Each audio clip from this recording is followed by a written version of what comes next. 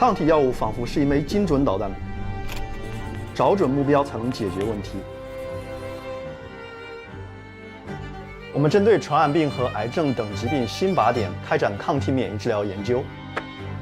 抗体的研究除了能够解决重大的传染病，也能够为癌症问题提供一种新的突破。我们对抗体进行工程化的改造，使它能改变临床癌症治疗，诱导长期缓解，并且完全治愈癌症。肿瘤是在病原菌之外又一严重威胁人类健康的疾病。肿瘤是如何逃脱掉我们免疫系统的监视而成长起来，而我们又怎样能修补我们免疫系统的缺陷，调动我们自身的免疫细胞去清除肿瘤，是我们研究的重点。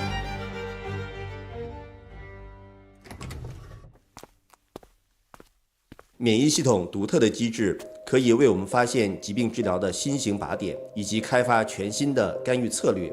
我们可以开发新型基因编辑干预策略，就如同创造了2种按键：删除键和替换键。这为疾病的治疗方法提供了全新的思路。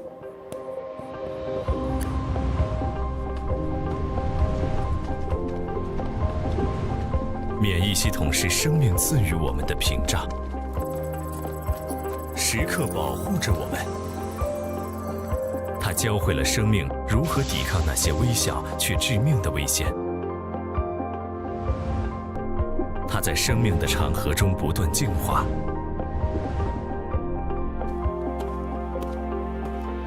探究它，发现它，重塑它，可以让我们赋予生命更强的后盾。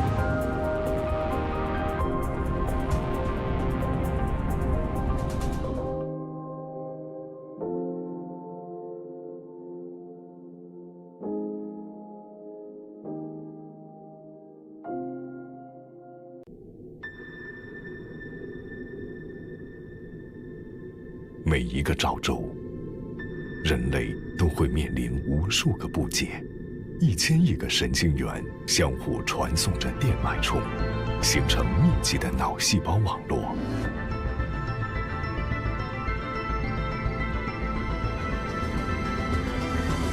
它们是如何实现彼此连接？记忆和认知如何形成编码？人脑与人工智能有什么样的联系？神经退行性疾病又该如何治愈？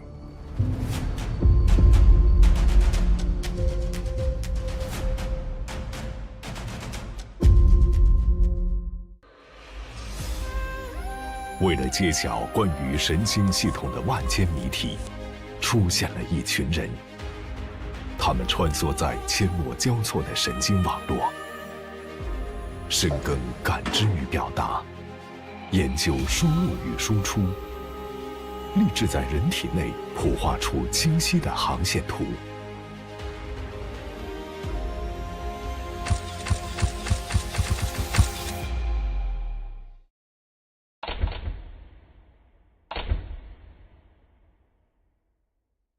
正如达芬奇所言，了解脑的奥秘就是了解整个宇宙。我们以神经血管偶联机制为钥匙，来研究脑卒中后病理变化的每一个关键时期，从而开启脑卒中精准治疗策略的新大门。大脑无时无刻不在监视着我们的身体健康，精神状态对于免疫疾病以及我们身体如何康复有着不容忽视的影响。我们正在试图解析神经系统与免疫系统之间的连接通路，绘制大脑调控免疫反应的图谱。我们现实关注疼痛和针灸机理。疼痛可以让人苦不堪言，甚至痛不欲生。但疼痛的体验初心是保护性的，是为了防止人体被进一步伤害，而且可以调动各种自我修复系统，帮助伤口愈合。我们现实特别关注物理刺激，包括针灸在内，是如何驱动这些自我修复系统，通过炎症调控治疗慢性疾病，解除人类痛苦。RNA is among the foundational molecules of life. carrying myriads of functional capabilities that remain largely unexplored. We unravel novel coding and non-coding functions of RNA, how they contribute to diseases ranging from cancer to neurodegeneration, and how they can be harnessed for new therapeutic strategies. 在社交行为等日常生活中，信息通过感知动作流入流出，并留下记忆痕迹。感觉运动信息流如何被主体表征，并被内在模型和状态自适应控制？这一整套过程如何被神经环路实现？通过定量整合行为、解剖和生理，我们正在解码内在变量控制感觉运动信息流的计算原理。 神经系统是由海量神经元相互连接组成的功能网络。理解神经元之间的通信原理是揭开其信息处理奥秘的前提。我们关注脑内基本计算单元之间的信号传导、编码原理和这些过程的生物物理基础。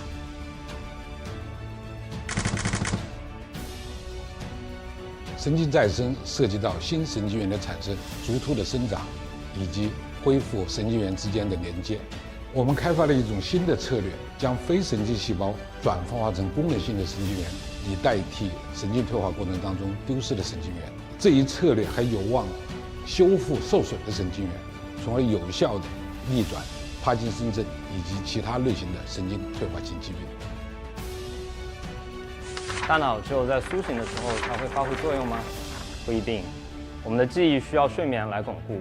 白天积累的代谢废物和压力需要睡眠来清除和释放。除此之外，睡眠还有许多未知的功能等待我们去发现。我们相信，成年大脑的许多问题要从发育中寻找答案，而发育过程中的睡眠可能对神经网络的正确架构至关重要，从而影响成年后包括社交行为在内的一系列大脑功能。 Controlling things with mind is no longer a fantasy. Brain-computer interfaces use the language of human brain to control external devices. By analyzing the neuronal codes of different parts of a brain, we understand the function of a brain to a greater extent. We especially focus on development of genetically encoded fluorescent probes that report various neuronal activities to help people understand the correlation between specific neuronal activity and body behavior. 记忆。 语言、信号加工，我们所有的思想，本质上都只是神经细胞的电活动。过去，它们赋予了人类自我认知的视野，不断更迭着信号传递的路径。现在，它们主宰着感知秩序，不断迸发出无穷的意志。 未来，它们承载着万顷想象，让我们能有幸站在有限之上，创造无限，构建出现实世界的一砖一瓦。信息输入与输出相互链接，积聚成更庞大的力量，让人类能进一步反求诸己，在认知自己的过程中，理解世界。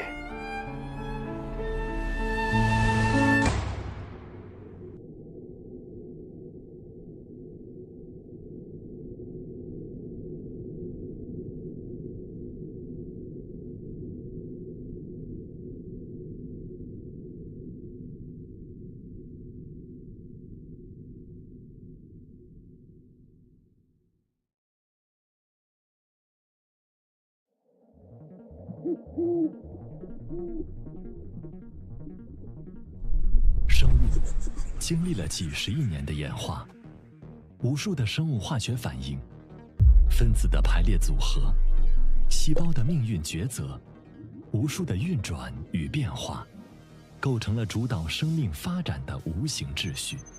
计算机让我们对生命秩序的破解进入到了全新的维度。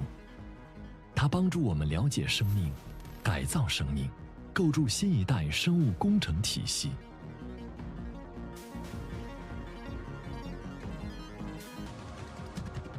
在漫长的自然选择中，尽管天然的生物体秩序经历了千锤百炼，但科学家们对现有秩序提出了更高的要求。在这里，每一个人都是设计师。基于新的蛋白质设计策略，我们通过创造自然界完全不存在的蛋白质，去解决当前我们人类在能源、医疗、科技等各个方面所面临的各种问题。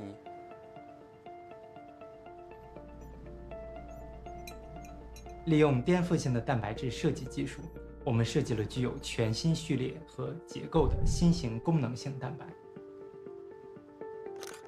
人工设计的蛋白质能在性能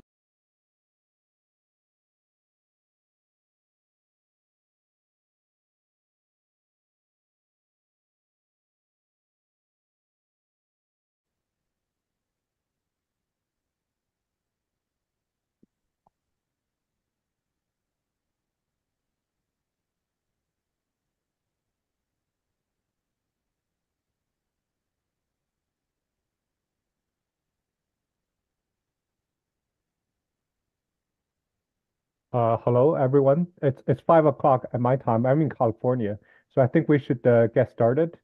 Good morning, good afternoon, and good evening, everyone. Welcome to our Westlake-Science online symposium. My name is Yigong, and I'm a senior editor at Science Magazine. I just want to say a word about this symposium. This symposium is organized by Westlake University and the Science Magazine. The goal for this symposium is to promote scientific exchange by building bridges to make exciting science accessible to a broad audience. So the online symposium covers many exciting topics.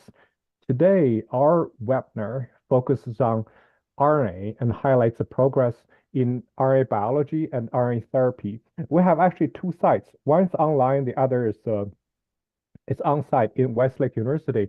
I'll hand over to my co-host, Enzi, who is on site in the room.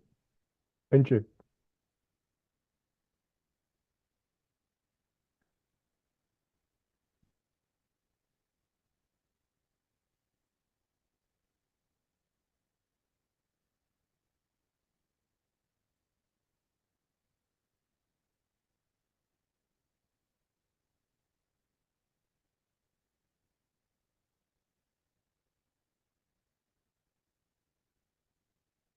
I invited a special guest, Yigong Shi, to join us. Welcome, Yigong, please.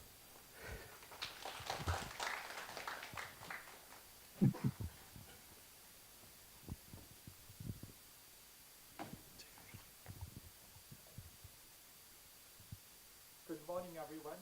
I shall say maybe good evening to those online, especially those from the US and other regions of the world. Welcome to a joint symposium sponsored by the Science Magazine, AAAS, and Westlake University. In particular, for those of you who are here on site, welcome to this room to Westlake University. As many of you know, we are a very small university, something called new type. What we do is quite different in many aspects.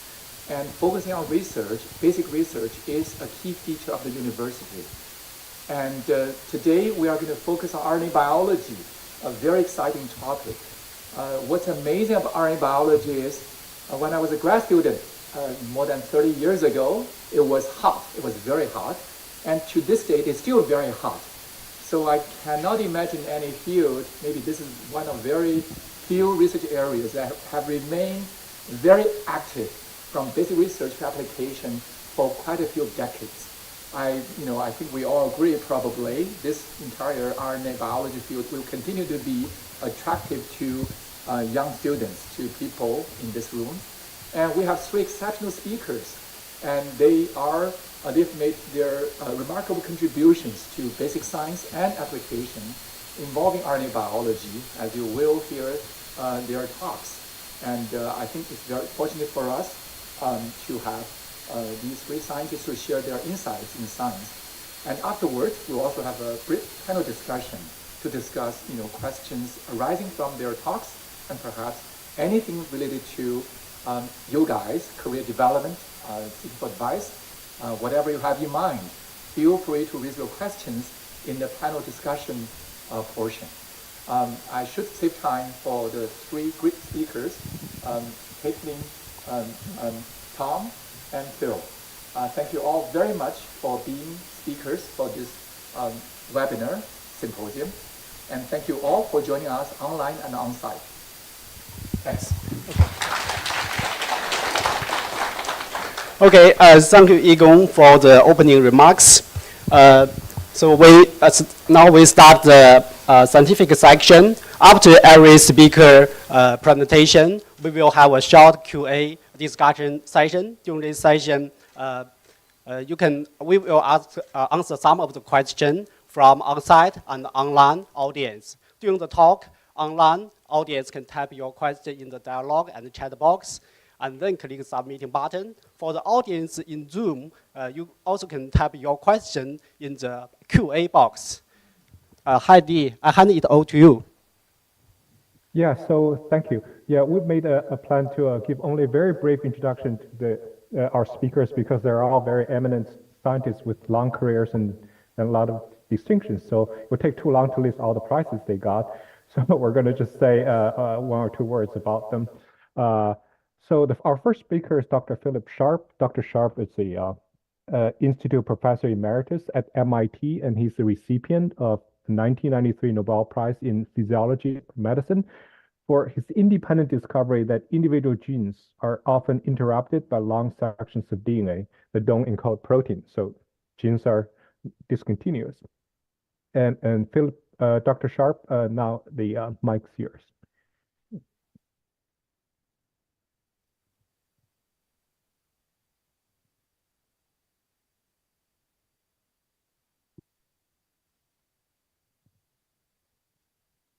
Okay.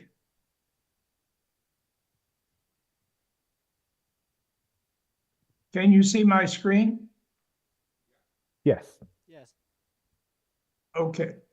Well, it's a distinct honor to be invited to participate in this symposium, this webinar from Westlake, and particularly with my outstanding colleagues who are speaking in this webinar today. What I want to cover in this webinar is a really new conceptual advance in cell biology, which is condensate biology. And I'm going to illustrate the role of condensates in transcription and RNA splicing and try to deal with more concepts and specifics. And I would be pleased for questions. I actually think condensate biology is the most important concept that's entered cell biology in the last several decades.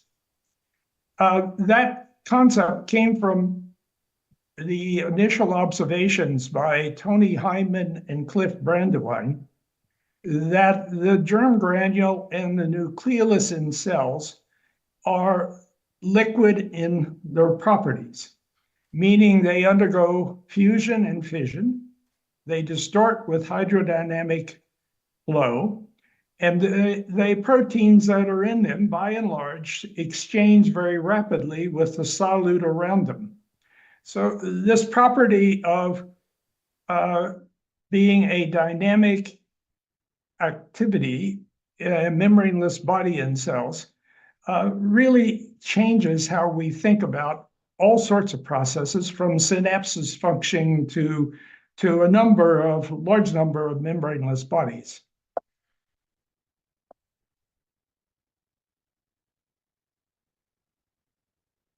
But to myself, I was very interested in the role of these types of processes of condensates in explaining the activity of enhancers that stimulate the transcription of genes. We know enhancers are sites where DNA binding protein, transcription factors bind. They activate transcription from the promoter. And with the recognition of super enhancers, where multiple enhancers all stimulate a promoter, the possibility that this was due to a formation of a small condensate provided a very straightforward explanation for the process of enhancing transcriptions. And what you see to the left is a imaging of live cells the mediator 1 protein, which is an important protein in binding to polymerase and initiation of transcription, has been tagged with GFP. And what you see here in Ibrahim Sissi's work is that there are condensates forming in this nucleus that are unstable and condensates that are stable. The smaller condensates have 6 to 80 polymerases in them. The larger condensates have more, and we'll talk more about those in a moment. So this clustering of superenhancer transcription, just to make it clear what that is, in embryonic stem cells, a superenhancer is bound by transcription factors. These are OX, NANOX, showing you where they're bound on 1, 2, 3, 4, 5, 6 different enhancers. Those enhancers stimulate the promoter, polymerase as part of those complexes, as well as mediator. A typical enhancer for most genes would have one of these forms. This cluster has 6, and the possibility that the activity would be due to formation of a condensate would be consistent with the topological connectivity of these in cells when you do 3D chromosomes. So the proposition then was that this set of enhancers would form a condensate activating transcription, and part of the activity in activating transcription would be the interactions between transcription factors and factors involved in initiation. We know transcription factors, by and large, are structured in the DNA binding domain, but they're not structured in the activation domain that communicates with the polymerase to give you initiation of transcription at the promoter. So this is an intrinsic disorder domain, and that is one of another of many intrinsic disorder domains that are involved in this process. This is the mediator. And you see here a large region of intrinsic disorder domain in the mediator. That domain is enriched in glycine, serine, and lysine. It's positively charged, and we'll come back to that later. But this repetitive nature of a disordered domain is actually conserved in evolution from amphibians to mammals. And if you take this intrinsic disorder domain and you concentrate it, fused to GFP protein, it forms a condensate where it exchanges protein with the solution about it. Now, these intrinsic disorder domains interact in a very interesting way. They interact through high valency and with a certain affinity, and I won't take time to discuss this, but at a simple treatment, at a concentration of these types of linear polymers, you'll get a phase transition to a condensate. And the concentration in which that happens is inverse to the affinity. That makes sense, higher affinity, lower concentration. But it's particularly striking that it's inverse to the square of the valency. So valency is a very important aspect of these repetitive sequences that form condensates. We've shown since we began, and we in this case is Rick Young and Rip Chakrabarty, Rick's lab has done most of the work, that superenhancers are part of these discrete bodies in the nucleus. So they form condensates smaller than other condensates visualized by fluorescence. They co-localize the condensates with active genes. And if you bleach those proteins, they exchange rapidly within 10 or 20 seconds with the proteins around them in the nucleus. So they have the properties of a condensate.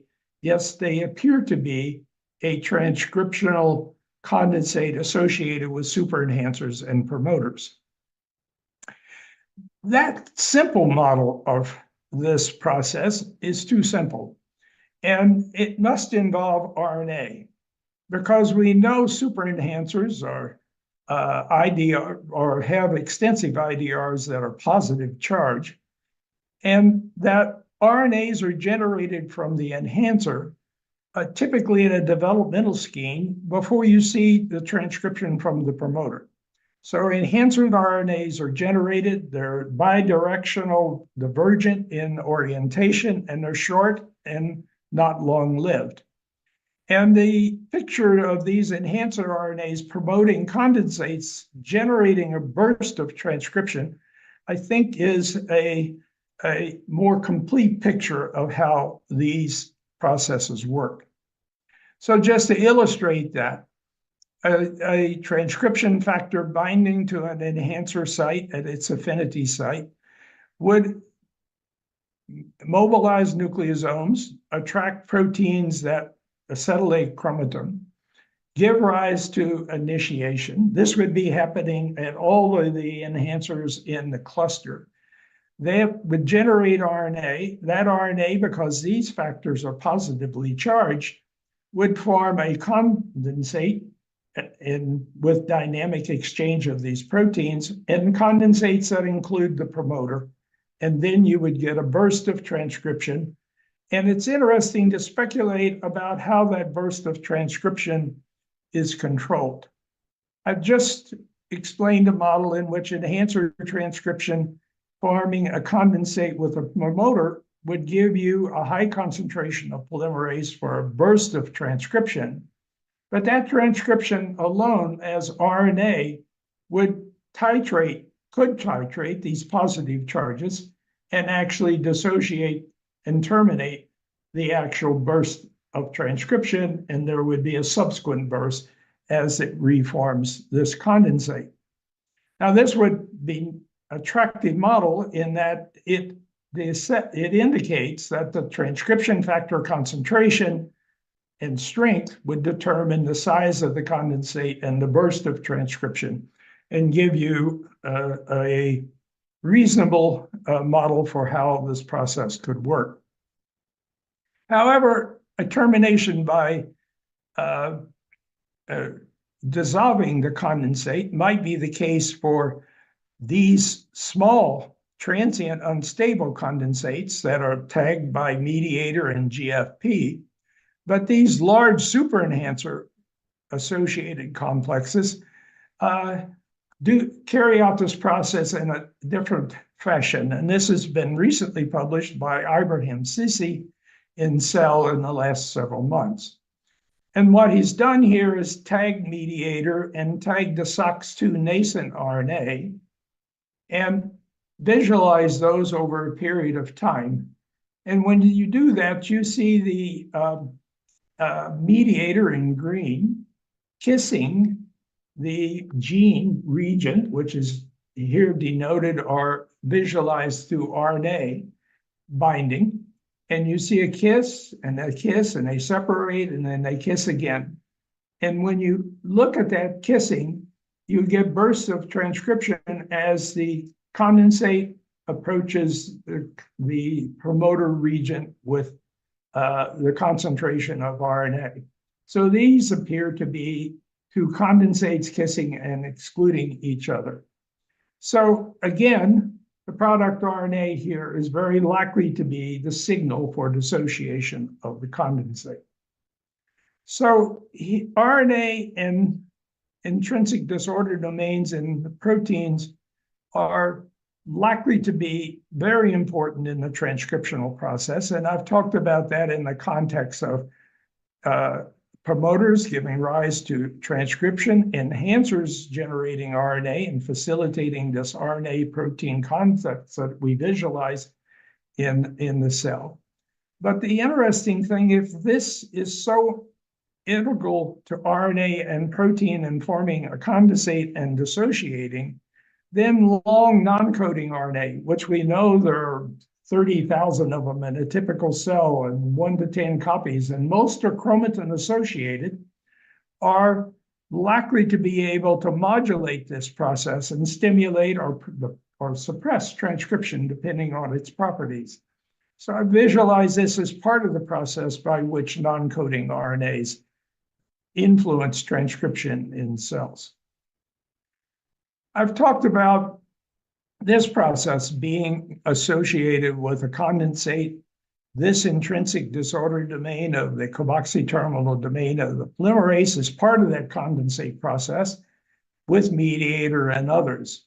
But once there's an initiation of transcription, there's phosphorylation of that domain, and there's a generation of RNA, and the process exchanges into a condensate that's involved in RNA plus processing. This is a condensate that has SR protein characteristic to it, and probably other condensate forming proteins we'll discuss or mention in a moment. So it's been known for a long time that if you visualize where serine, arginine repeat proteins are in the nucleus of a cell, they're concentrated in speckles. Those speckles, if you have an active gene like NANOC in embryonic stem cells, are associated, the gene is associated with the speckle, usually in a perispeckle region. And if you look at a number of proteins, such as SF3B1 involved in splicing, and we'll talk more about it in a moment, and many other proteins and spliceosome proteins are also concentrated in these speckled regions. So there is a condensate involved in splicing, and I think the evidence is emerging that this step here is very likely to be condensate in condensate important and influence. We know U1 recognizes the 5' splice site and then promotes U2 binding and the creation of the 5' and 3' splice site and branch site that is to be used. This process is probably occurring in a condensate. Now, the brilliant work of Yigong Shi and Nagy and Lerman in determining the atomic structure of this spliceosome complex has been very important in our understanding of these processes, and I will show you why in a second. So let's look at this in more detail. We know an early recognition process is at the 5' splice site. That 70K protein has SR characteristics. The U2AF 65 and 35 do. The SR proteins that are typically found in exons, and that is part of the speckle region. And then these proteins interact with U2 and determine the branch site and the 3' splice site.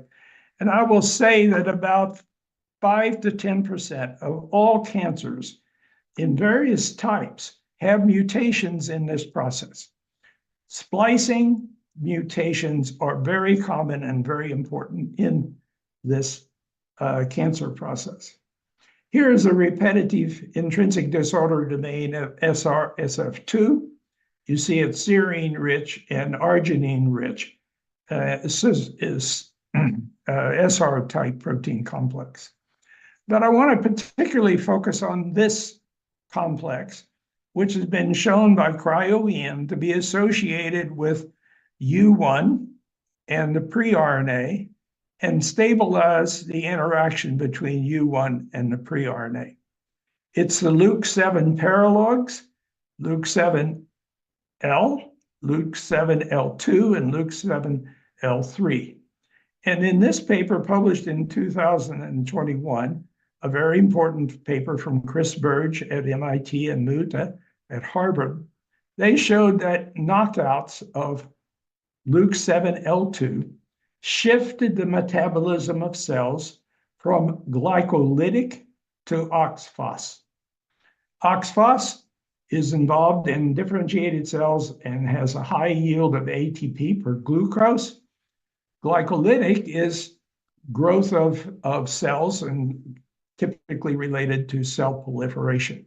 And here, factors that bind to the 5' splice site are controlling the metabolism of a cell. We know more about that due to the work of Chris Burge, which is in a bioRxiv paper here, where he has knocked out L2 and looked at the specificity of shifts in splicing with exon skipping and exon inclusion. And you note if you knock out L2, you skip 5' splice sites that, or reduce the activity of 5' splice sites that have the GU but an AG gene. So they're not recognized as well when L2 is missing, but you include this AG upstream. When you knock out L3, you skip this family with more information upstream of the 5' splice site, and you include this family. So here, shifting the specificity of splicing is controlling the metabolism of the cell through the activities of these proteins. The same thing is true in Arabidopsis. So this process of growth and metabolism control and splicing is conserved between plants and mammals. So in plants, if you knock out L2, you see increase in the glycolytic, the OXPHOS process, and decrease in the glycolytic activity. So L2 suppresses glycolysis, L3 represses OXPHOS and controls the metabolism of the cell in part. There are other things that control the metabolism of the cell. Now, what determines the specificity? Well, the 5' splice site U1 recognition is exchanged when you exchange the structure domain between the various Luke 7 forms. But the intrinsic disorder domains here, which are SR type and mixed charge type, influence the activity of these systems. So you see here in work from Chris Burge's lab, this is wild type Luke 7 overexpressed in cells. This is a pattern. If you take Luke 2's intrinsic disorder domain and put it on this structured domain, you see stimulation of activity. So what I've tried to argue is that it's increasingly important to understand the activity and influence of condensate processes in the cell. We've studied those in the context of transcription and in beginning to see them in splicing. But condensate processes control almost all aspects of cancer and some aspect of it in almost all processes. So I think this is a very important part of the future of our studies of cell biology. And I want to thank Rick Young and Arup Chakrabarty and colleagues who've done all this experimental work. Ibrahim Sissi, when he was at MIT, and now he's in Max Planck as a colleague and an associate. And I thank you for the opportunity to give this lecture. Thank you, Phil. Let's see if we have we'll have a few minutes for questions. So I'll stop sharing and take questions then. Yeah. Thank you, Phil. Any question? Yeah. Pass the microphone. I can't hear that. You'll have to. Can you hear me now? Yes. Okay. So I think this concept of enhancer condensates get dissolved after the activation from transcription. At least it's new to me. So do you think that the purpose of that is just passively dissolving the enhancer promoter condensates, or there's a pass off to form the elongation condensates that you mentioned? There's an active role. I think it has to be a pass off. That pass off. Okay, the science says very strongly that these transcriptional initiation processes are bursts of transcription. Multiple polymerases are released almost in train along the gene. And the number of polymerases released and the frequency of the burst determines the level of activity of the gene. So I think the condensate that's involved in promoting initiation has to in some way be less active as the process of the train leaves. Now, there could be multiple mechanisms for that, but the simplest mechanism would be that the nascent RNA there has a feedback on the process. The two complexes transfer to the splicing condensate from the transcriptional. Those two types of condensates are not compatible. They don't co-form. So at a micro level, it may be transferring and then as in the kissing model, separating and terminating initiation at that time.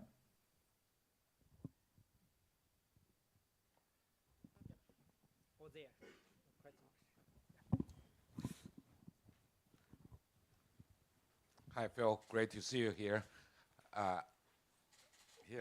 Thank you. Full. Yeah. My question is about this condensate versus this concept of transcription factories. Can you make a comment? More detailed question is about how many transcription units within a given condensate, or how many genes are transcribed in this medium condensate or outside.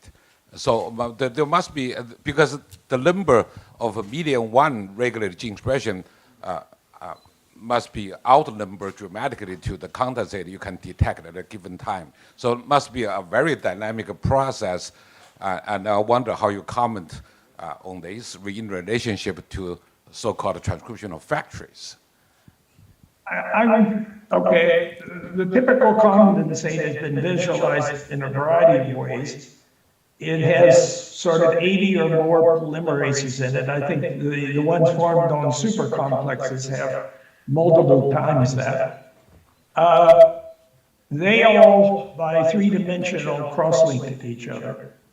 When you look at other genes within a transcriptional domain, they could be associated with the same enhancer. So there could be multiple genes being active. Typically, that would be 3 or 4 or 5 genes within one of the insulator domains. So it might be a cluster of genes interacting with a set of enhancers in that region. But I don't think beyond, in that transcriptional domain, genes are likely to be involved in quote, a cluster, factory, which from the people in England is what their work you're talking about. Okay. Thank you, Phil. It's a really wonderful talk. Okay, let's move to the next speaker, Dr. Tom Check. It's my great pleasure to introduce Dr. Check. Dr. Check is a distinguished professor at the University of Colorado Boulder and awarded the Nobel Prize in Chemistry in 1989. For the discovery, RNA can act as enzyme and perform catalytic reaction. This discovery fundamentally changed our understanding of RNA central role in cells. Today, he will share fantastic discovery with us. Let's join me. Welcome, Dr. Check, with your big hand. Thank you very much. I am so pleased to be here and to be included in this fantastic webinar. On the first slide, which I hope you can see, let me know if it's not visible. This is the biotechnology building at the University of Colorado, where in the BioFrontiers Institute, we bring together engineers, computer scientists, and mathematicians to work shoulder to shoulder with biologists to solve the problems in basic science and biomedical science that are best solved by this interdisciplinary approach. Now, if we were astrophysicists, we would be very excited, of course, about the Hubble Space Telescope pictures of the visible portions of the universe, but we would also be very aware that there's a lot of dark matter and dark energy in the universe, which have been revealed by the fact that the expanding universe is slowing down instead of speeding up as time goes on. So something is pulling things together. So there must be this dark matter. And amazingly, this pie chart of the visible and dark matter and dark energy can also be used to describe the human genome, because only a small portion of it, about 1.5%, contains the codons that specify amino acids in proteins. When you add the introns that interrupt the coding regions of the human genome, you get up to about 1/4 of the genome. How about the rest of it? Well, most of this, remarkably, is transcribed, not in every cell type. You have to integrate over all of the cell types in the human body before you can see that the majority of the rest of this part of the genome is transcribed, and mostly into long non-coding RNAs or link RNAs. Now, there's been much discussion of whether these long non-coding RNAs have biological function, or are they perhaps transcriptional noise? And some of them may be, but certainly many of them are functional. And I will give 3 examples. And Yigong asked me to talk about the really old work with the catalytic RNA, so I'll describe that for a bit. These are non-coding RNAs that can catalyze biochemical reactions. There's numbers of transcripts, all having to undergo this identical splicing reaction. So we tried to get this reaction to go in vitro, because this is the first step in elucidating biochemical mechanism. And what we did was to take the unspliced RNA, and you can see the intron is denoted by the wiggly line, and we mix that together with nuclei from tetrahymena, or a nuclear extract, because we knew that the splicing was taking place in the nucleus. And this, of course, would be the source of the critical splicing enzymes that would do the cutting and pasting. And then we mix these together in a test tube with small molecules that we had determined were required for the splicing reaction. And the first time that Art Zog did this experiment, it worked. And that's very unusual in biochemistry. But we saw clear excision of the intron from the precursor RNA. But there was a bit of a problem. The control experiment, in which the nuclear extract was left out, showed just as much splicing as the experiment. And fortunately, we were able to think of a more scientific approach than picking off the petals of the daisy flower to answer this question. And it turned out that the RNA was doing this by itself. The RNA was folding up into a complex shape and catalyzing its own cutting and splicing reaction. And as time went on, we were even able to see in atomic detail how the RNA was able to bind the guanosine nucleoside, which was used as a nucleophile in this reaction, and aim it at the 5' splice site. This also turned out to be the first example of RNA specifically recognizing a small molecule metabolite. And now, of course, with riboswitches, we have numerous such examples. So this, though, turned out not to be at all the most important case of RNA catalysis.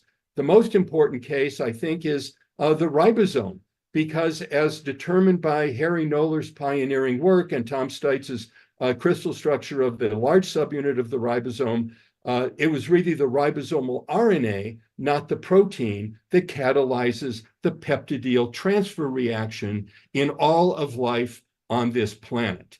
And another spectacular example is the spliceosome, where small nuclear RNAs in the spliceosome are catalyzing the cutting and pasting reactions required for messenger RNA splicing, not protein enzymes. And I particularly like this picture from Yigong's work, where the catalytic magnesium ions, you can see these red spots labeled M1 and M2, for example, are being positioned by the RNA so as to lower the activation energy for this RNA splicing reaction. So that brings me to the end of the first little vignette. The next one will be very rushed because of the time constraints, but I want to expand this idea of non-coding RNAs having known biological functions by talking a bit about telomerase RNA.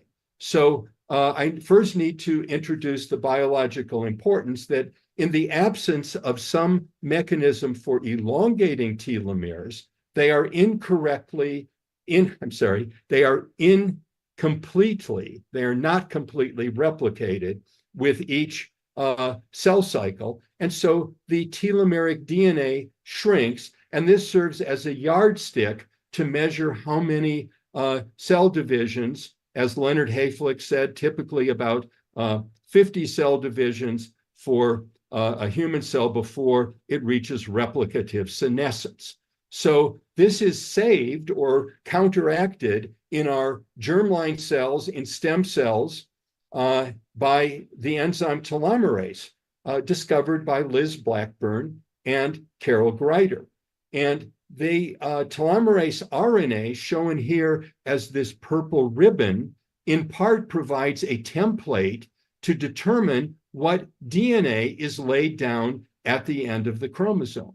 And this particular sequence is that of the tetrahymena telomeric DNA, which was the original discovery of Blackburn and Greider. After the 1,6 nucleotide unit is laid down at the end of the chromosome, this DNA can slip back and again be extended processively multiple times. The other role of the RNA is to recruit, act as a scaffold and recruit, keep other proteins into the telomerase complex.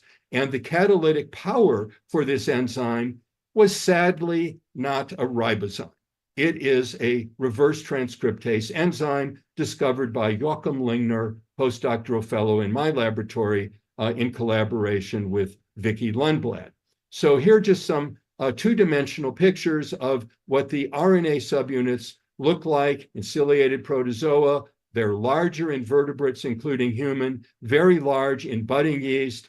And these all have the template region that specifies the telomeric sequence. And then they have various other stem and loops, which recruit species-specific proteins into the telomerase complex. So the medical importance of this turns out to be quite profound, because in order for cancer cells to achieve immortality, they have to stumble upon some way of avoiding replicative senescence. So they almost always reactivate telomerase, or occasionally stumble upon a recombinational alternative mechanism of telomere lengthening.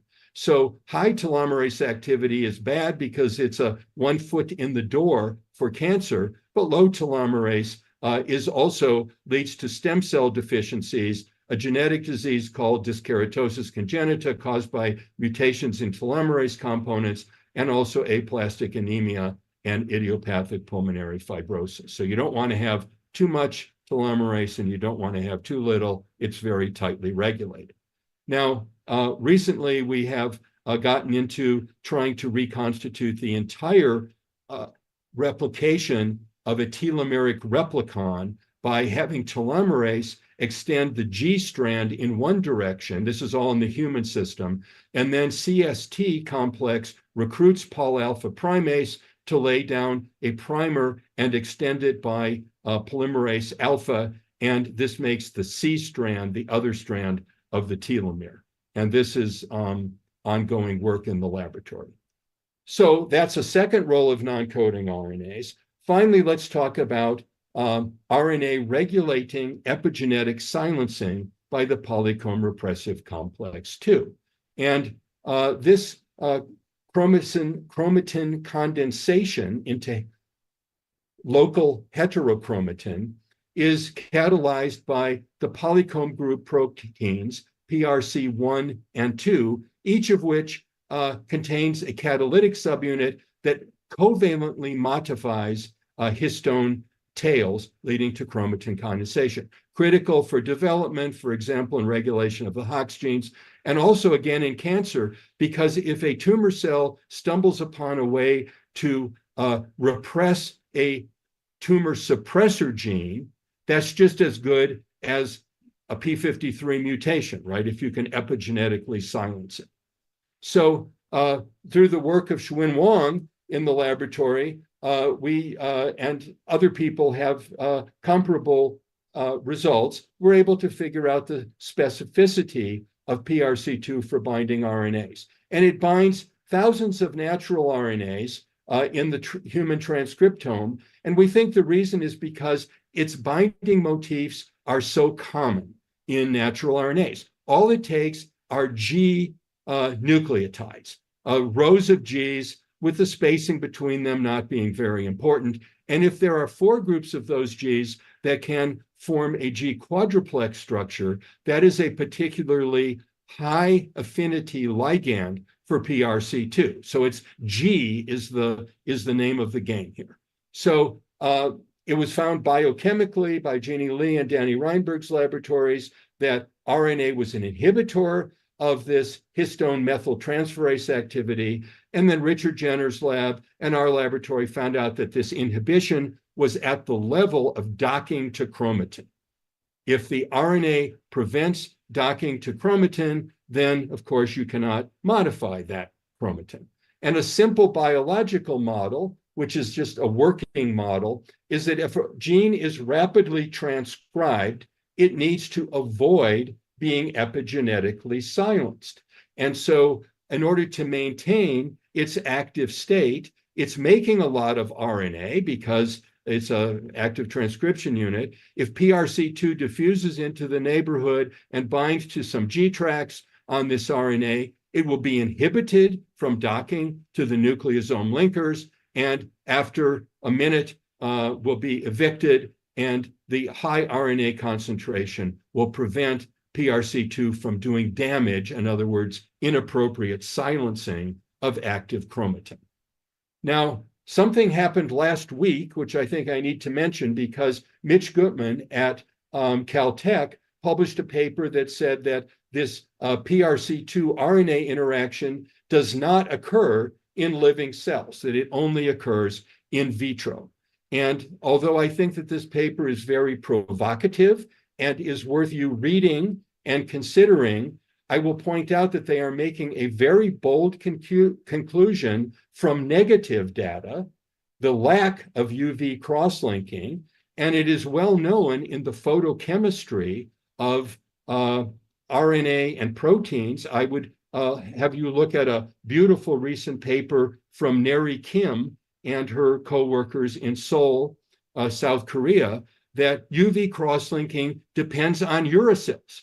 That's the only base of RNA that cross-links. And it has to be in proximity to a particular type of amino acid. So the failure of a protein that binds to G tracks to be UV cross-linked has to be taken into consideration as perhaps the explanation for this negative result. So how else can we explore the possibility that this RNA binding is interesting?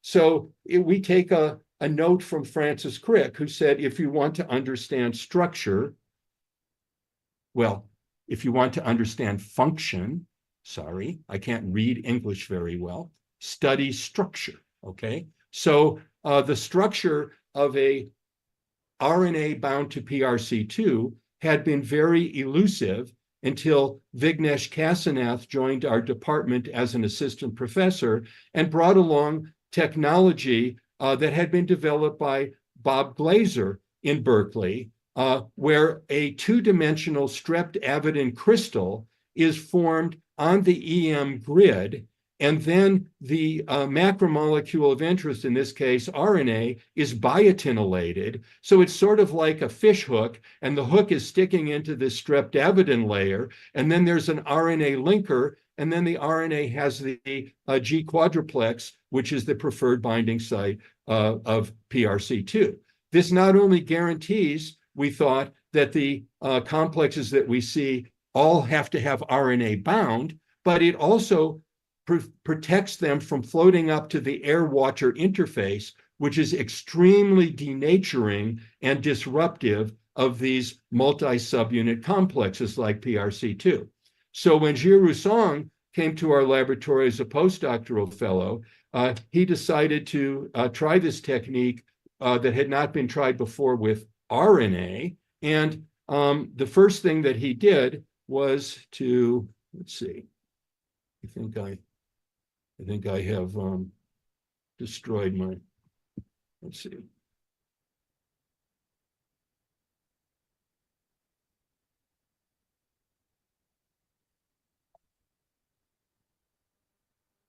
Why is my computer not paying attention to me anymore?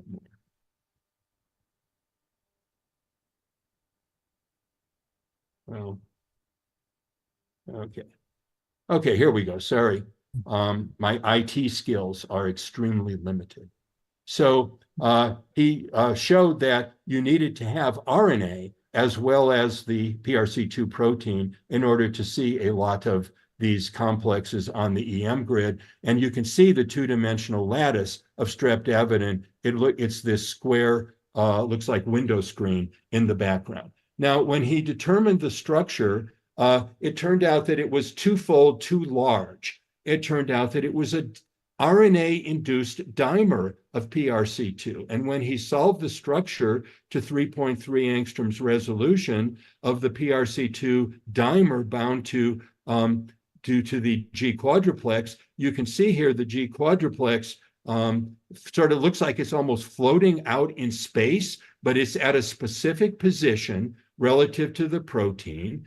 And the protein dimer is held together by a small dimer interface formed by the set domains of the two EZH2 catalytic subunits of PRC2. The reason that you can't see the connection at this high resolution between the RNA and the PRC2 is that it's held there by flexible loops, arginine and lysine, intrinsically disordered regions. And this had been proposed by Danny Reinberg 14 years ago to be an RNA binding part of PRC2, but neither his laboratory nor anyone else had followed up on that discovery in the intervening years. So here's a movie that just shows how the RNA is inducing this PRC2 dimer and the rather small dimerization interface.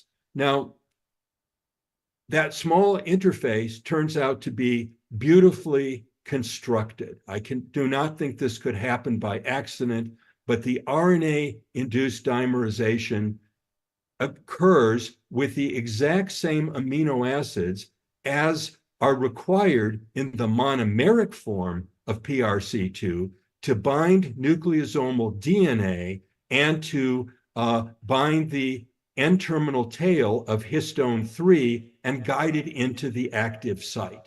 So this turned out to be an elaborate and actually quite beautiful mechanism for RNA inhibition of PRC2 activity.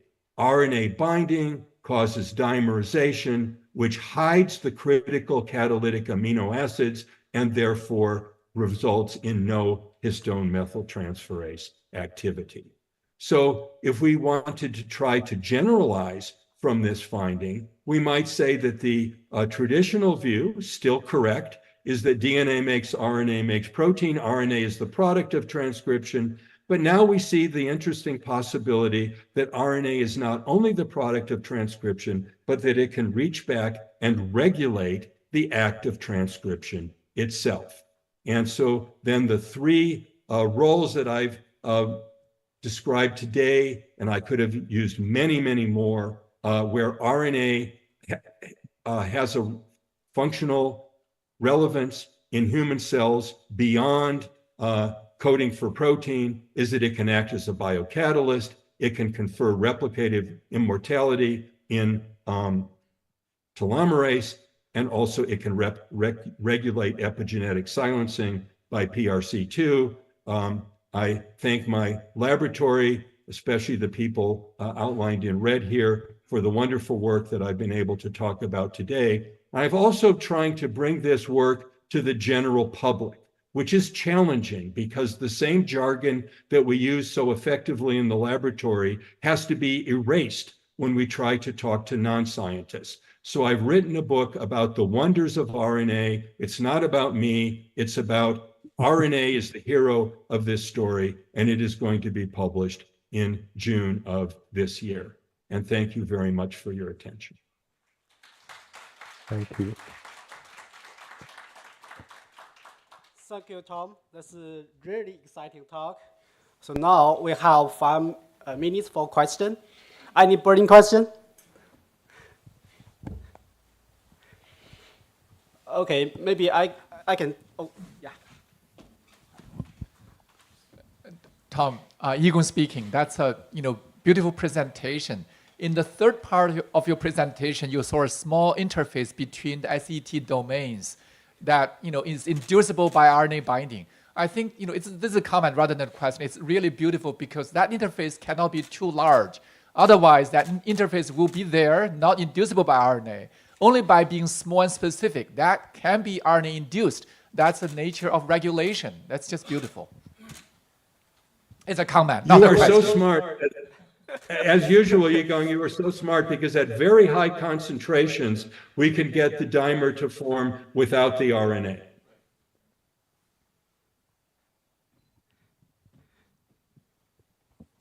Okay. Nice talk. So following question from the Yigongs. So I'm also wondering about this dimerization caused by this RNA. So I'm wondering what's the affinity of this induced dimerization compared with this PRC2 binding to chromatin, because you have to consider their competition here, right? Yes, the RNA binding is in the sort of 40 nanomolar sort of range of affinity, so it's moderately high affinity. The binding to chromatin, depends on how big of a nucleosome array you test. But I would say that the RNA binding, if anything, has a bit of a higher affinity in vitro, biochemically, than the binding to chromatin. Okay, thank you. Hi, Tom. It's good to see you. Yeah, we just saw 2 months ago in bed. I just saw you just recently. Right. I want to comment the possibility that the PRC2 also interact RNA mediated by associated RNA binding protein. In fact, a couple of years ago, we reported is preferentially interact with RBFOX2, that actually they somehow work together to regulate these bivalent genes. So that raised the questions how you vision this bivalent gene regulation by PRC2 with the role of RNA as a regulator. I find that work very fascinating, and I would we have not studied it. I think that it's so this is very challenging area for research because the PRC2 complex itself has 6 subunits, and now we have these additional other RNA binding subunits, and we don't know in vivo what this, how many of these complexes have which composition. And biochemically, we can control that, but we don't know whether the choice that we make is relevant to the biology. And so you sort of go around in circles. But in answer to your question, my model that I would suggest is that there's cooperativity or synergy between the intrinsic RNA binding activity of PRC2 and the binding by the accessory proteins that are such as the RBFOX2. Okay, thank you, Tom. Without further delay, let's move to the final speaker.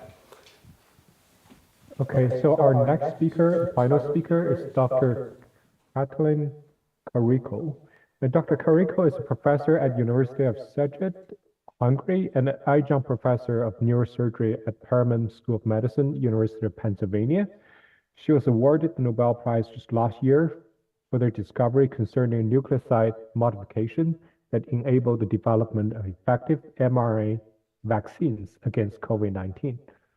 So, Dr. Kuriko, we welcome your talk.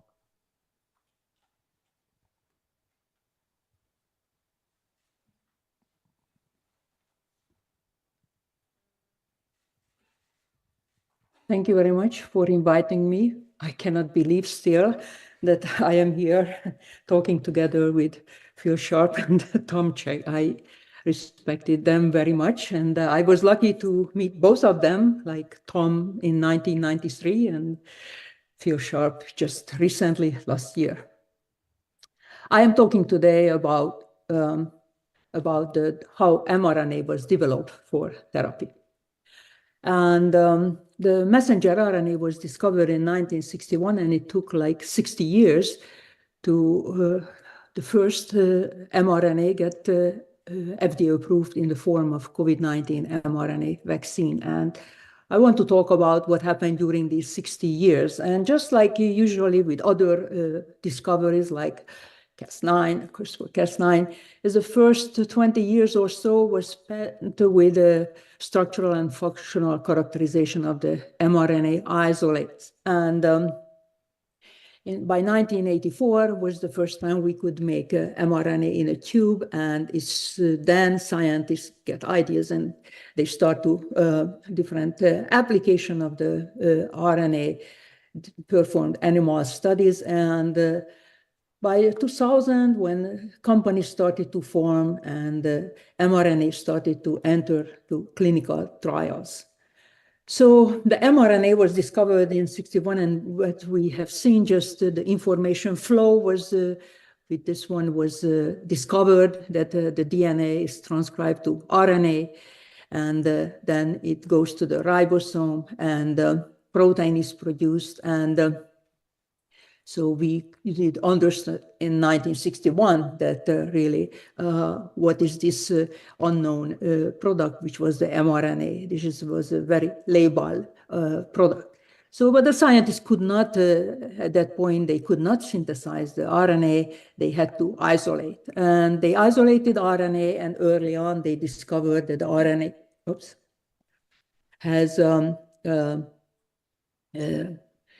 the RNA has a long poly-A tail, and using the poly-A tail, actually, they invented that how it is easy to purify, because they invented the oligo-DT. And the scientists using this technology, by 1975, they discovered the other structural element, the 5' end of the RNA, and also discovered that this structure is how critical is for translation. And so this was scientists who did biochemists mostly, look at the structural element. Other scientists started to look at the function of the RNA. So they had to isolate the RNA is from reticulocyte, which is a precursor of red blood cells, and it is very enriched for beta globin and mRNA, and they isolated this mRNA and incorporated into the liposome and delivered primary mammalian cells, and they could detect the protein. So this was the first time when actually mammalian mRNA was used, and demonstrated that primary cells can translate this RNA. Of course, a big change came when colleagues at Harvard, they discovered that the easiest way to generate RNA, we heard how complex it is in our body, how intron has to remove, but this is very much simpler, because by the transcription using phage polymerases, RNA polymerases, we can make in a tube RNA. And they did, and this was a human beta globin, human beta interferon coding RNA. It has a cap structure, poly-A tail, and when they injected this to frog oocyte and culture those in incubated overnight, what they found is that the protein in the culture medium was functional and inhibited viral replication. So this gave people, a lot of scientists, a lot of ideas that what they can do with it. And you can see that in the upcoming years, a lot of publication came out. There's not a lot of, but every year, one at least. So it was easy to follow the literature at that time, not like in these days that one day came out more paper than in these 10 years. So anyway, John Wolf, when he discovered that injecting RNA to the animals, he could detect in the muscle the luciferase protein. So this gave more excitement to the people who try to use it for therapeutic purposes. So in 92, Floyd Bloom and colleague used vasopressin mRNA in rats, and they could treat the animal for 2 weeks by just a single injection of vasopressin mRNA to the brain. And 93, 94, already messenger RNA was used as a vaccine for infectious disease, it's prophylactic vaccine, influenza vaccine. And later on, 95, 96, and beyond that, mRNA was used as a cancer vaccine. Most of these actually injected naked RNA to the animals.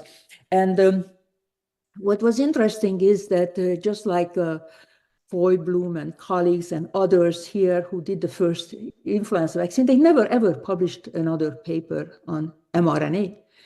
And the reason for that was that the mRNA was very unstable and a small amount of protein was produced for a very short period of time. And of course, those scientists could not get funding. And so it was a problem and they stopped using it. Other problem was actually that the RNA was also immunogenic. And that's we discovered with my colleague, Drew Weissman. Drew generated human dendritic cells. These are professional antigen presenter cells. And when we delivered the gag mRNA, he was interested in developing HIV vaccine. By that point, I was working 10 years making mRNA for therapeutic purposes. So anyway, when he delivered this to the human dendritic cells, it was seems that translated very well. All of this factor was induced, but also we get TNF-alpha. And we did not understand why TNF-alpha was induced because we have RNA in all of our cells. So to find out that what could be the reason and how could it be that all of the RNA is actually immunogenic, and the reason why it was immunogenic because we are delivering it to the immune cells from outside. So what we did, we isolated RNA from different compartments of mammalian cells and exposed these human dendritic cells and measured TNF-alpha. And what we found is this purple is that my in vitro transcribed RNA, this was the most immunogenic, and bacterial RNA was also immunogenic, but those from mammalian cells were less immunogenic.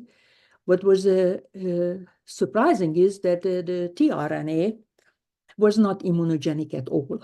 And knowing that transfer RNA, like 25% of the nucleoside in the transfer RNA is modified, nucleoside modified, gave us the idea that could it be that the reason for lack of immunogenicity that those modifications are present. But of course, at that point, we didn't know that whether one or more or all of them is needed to suppress this immunogenicity. And so what we did in nature, we always make all of our RNA from the 4 basic nucleotides, and post-transcriptionally or co-transcriptionally, we introduce modification with enzymes, but we couldn't do such way. So instead, we purchased nucleoside triphosphate, which already contained modified nucleosides, and try to see that whether T7 RNA polymerase takes them as substrate. And luckily, at least these 5 different modified nucleoside triphosphate was incorporated to the RNA, and we could make them. And then we tested out on isolated human dendritic cells and measured TNF-alpha. And what we found is that some modification, which was present in the RNA, were still immunogenic, but those when we changed and incorporated other modified nucleosides, they were not immunogenic. And of course, when we look at closer, we could see that whenever the uridine was modified, whether it was pseudouridine, 5-methyluridine, or 2-thiouridine, then those RNA were not immunogenic. And so, of course, we wanted to make mRNA. I wanted to make RNA coding for therapeutic protein. Drew wanted to make a vaccine, and it's important that the RNA has to be translatable. So we tested out in 293 cells as well as primary dendritic cells, and we found that although like 2-thiouridine was not translatable, but 5-methyluridine translated about the same like the conventional uridine-containing RNA, but pseudouridine-containing RNA translated so very well.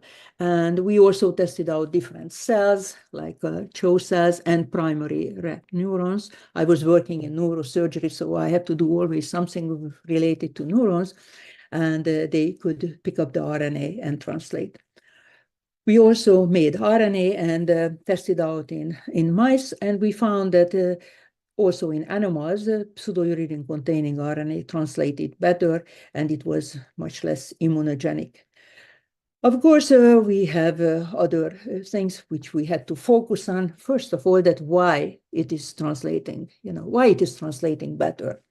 And we have done many experiments. I am just showing one of these when we electroporated two different RNA, whether uridine-containing or pseudouridine-containing RNA to cells which had different lengths. And what we found is that the pseudouridine-containing RNA is more stable.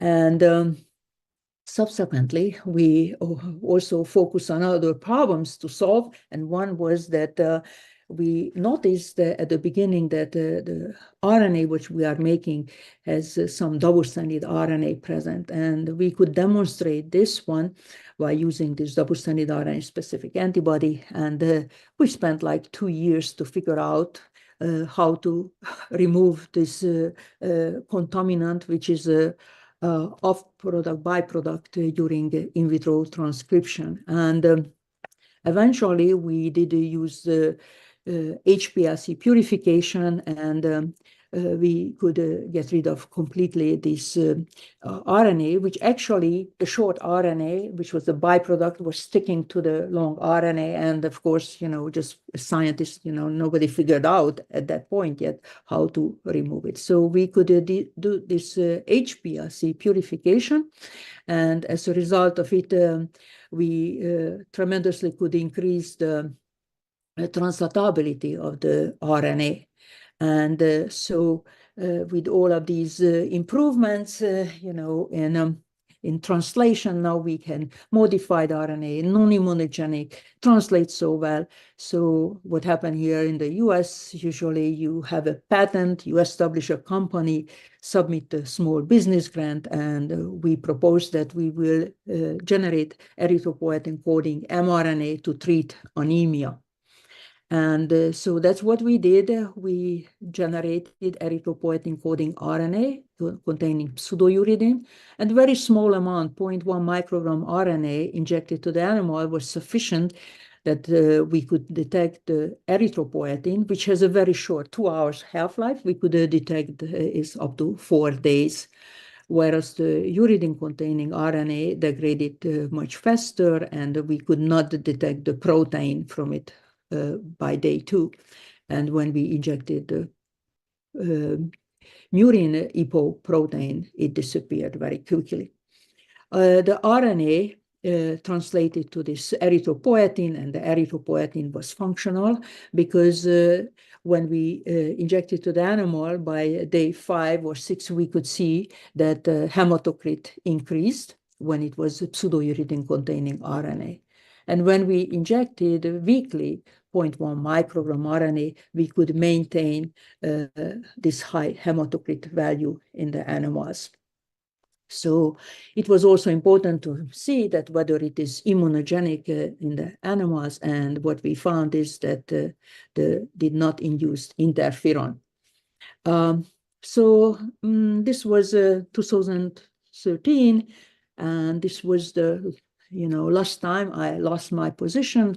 I was terminated at University of Pennsylvania, but you don't have to worry if things happen not how you planned, because I decided that I am not done yet. So I went to Germany and joined BioNTech. We were not in this fancy building, just on the campus. And Özlem Türeci and Uğur Zengin, who established BioNTech, and started to work, and they did established BioNTech in 2008, and it was for immuno-oncology company, and we together we further optimized the RNA and codon optimization, UTRs and cap optimization, purification, everything what we have done, and not just RNA level. I have to say that from 1961, how we made RNA changed so much. And at the beginning, you have to send out requests for clone genes or RT-PCR, TA cloning. I generated many of this product. Then later we could order genes, and today, we just can custom order. Or if you don't want to actually order the template, you can order actually the RNA. But improvement on the RNA was also tremendous during these years, because at the beginning, Cap0 was used. Later, we could have poly-A, because polymerase was commercially available. We could make enzymatic Cap1 or clean Cap incorporate during transcription, and we have the HPLC and other purification, non-immunogen, modified nucleoside incorporation. And of course, the very important part of the product to generate for whether it is oncology or other purposes, how we will deliver the RNA. And I remember when at the beginning we just used like transit, mixing the RNA with the transit is 2 minutes. We have to inject to the animals. And I was told that, Kati, if you can make it 2 years in shelf life, then you have a product. So that's we could do in today. LNP formulated RNA can be frozen and can be stored for a long time. So anyway, at BioNTech, we did a lot of improvement, and as a result of it now that extended time, high level of protein product could be produced from the RNA, so RNA was ready for prime time. But why it is so important, to have mRNA for therapeutics? First of all, more than 100 therapeutic protein is FDA approved today, and this is the fastest growing section of therapeutics, and many different things, hormones, enzymes, cytokines, and others is produced. And if it is good, these recombinant protein, why we would need mRNA? And we can, if we use mRNA instead of recombinant protein for therapeutic purposes, it is much faster to produce, much cheaper. And even if the final product, let's say a protein, is for screening and development using the mRNA, it's much faster. And of course, the proper post-translational modification is on the protein. And important that when we deliver inside the cell, we can generate intracellular proteins, which might be needed for therapeutic purposes, whereas recombinant protein is just for extracellular. So this what is why it is important. And when I was at the BioNTech, I started to make a product, because I was not interested in vaccine mostly. I was interested to make RNA, which goes for therapeutic protein. And one project we did together was we generated mRNA coding for bispecific antibodies, recognizing Claudin 6 on a tumor cell surface and CD3 on the T cells. And we were very successfully could eliminate large tumors in animals, and this is ongoing clinical trial at present.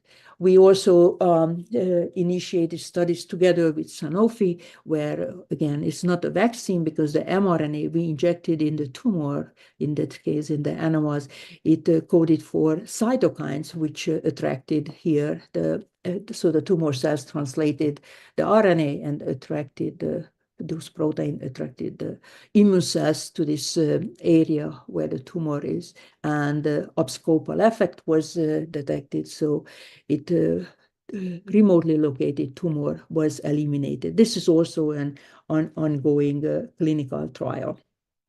While we were working on it, we also worked together with Drew Weissman, Norbert Pardy, and the team. And while they were focusing on vaccination, so they generated vaccine against Zika virus. This was 2017, this was the major problem. And the messenger RNA contained 1-methyl pseudouridine, and it was formulated with the same formula that was present in the COVID-19 vaccine. It was aqueous formulated product. And what was surprising is that injecting the monkeys with a very small amount, like 50 microgram was the smallest amount, was injected with this from this mRNA. It protected the animals from a Zika viral challenge. And this was why surprising is because this was the amount was needed also for the mice. And like the animals, the monkeys, like 5 kilos, so that it didn't have to be proportionally or unproportionally increase the dose, as we already previously have seen when DNA vaccines were used. And so this helped this formulation development, how the SARS-CoV-2 against the vaccine was developed. And I don't want to go to details because many of you know that early on in January, we learned the sequence information. And Moderna already in March injected the first volunteer. And by November, we learned how effective the vaccine was in phase 3 trial. And I myself, before Christmas in 2020, December, I received the first vaccine. So many people thought that this was the first time that the mRNA vaccine was used for infectious diseases. But if they would attend to the mRNA therapy meetings, they would know that CureVac, Moderna already performed infectious disease vaccine human trials from 2013 and 2017-19. And Moderna used the nucleoside-modified RNA with LNP formulation. But of course, this participant was not 200 million, but it was like 200. And other trials were ongoing, human trials with the nucleoside-modified RNA. Moderna performed, for example, VEGF-A mRNA for treatment heart failure. And this was already in phase 2 trial in 2018 was initiated. Another important trial went on by Intellia when Cas9 mRNA was treatment for transthyretin amyloidosis patient, which, diagnosed, 5 years after the diagnosis, they would die.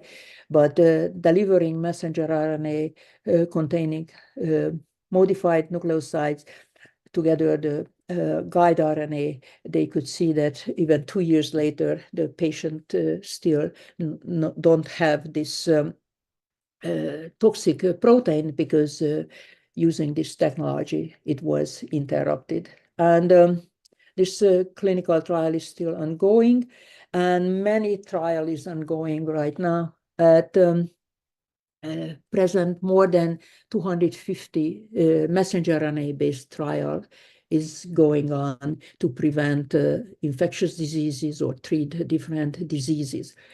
Most of the RNA is nucleoside modified, many also non-nucleoside modified. For example, BioNTech for cancer vaccine use non-modified RNA. Those are IV injected and not in a lipid nanoparticle like the infectious disease vaccine. There are also, most of this is mRNA, which I show here the structure, but right now there is also one vaccine, the self-amplifying RNA for as a booster for COVID-19 vaccine was approved in Japan, and those are self-amplifying RNA. And there are other RNAs, those are not clinical trial yet, best to my knowledge, the circular RNA and so on. So the main focus is infectious diseases. Those are not just viruses, but now bacteria, pathogens, as well as parasites. For cancer, there are shared tumor antigens or individualized vaccine is produced by both Moderna and BioNTech for a patient that nobody else can get, only those patients who had those mutation in their tumors. And other things like transposon mRNA, Sleeping Beauty mRNA is also used in clinical trial at present. And there are therapies for acute disease, there are genetic disease, there are therapies for allergies are ongoing. So many things will come. And what I am doing now is actually I try to inspire the next generation of scientists. I also wrote a book, and this is it was published last October, and it will be published also in Chinese. Yilin Press will, and in March, so next month, is coming out in Chinese, and many other languages, 13 languages is translated already. And there are also other people are writing children book about me, inspiring the young one. And thank you very much for your attention. Thank you so much, Dr. Kuriko. Yeah, let's see if we have questions from the on-site audience.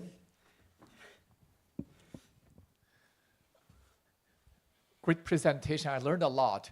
I was amazed to see the different immunogenicity from the different modified RNA bases. In particular, pseudouridine seems to elicit really, little, if any, immune response. Is it understood why that's the case? Is there a correlation among the different RNA modifications? Do you understand the reasons behind? So the uridine modification was required because as it discovered, toll-like receptor 8 is actually uridine, just the nucleoside can dimerize. And these are toll-like receptors, 8 and 7, is present in the endosome of the immune cells. And when they dimerize, they can generate cytokines.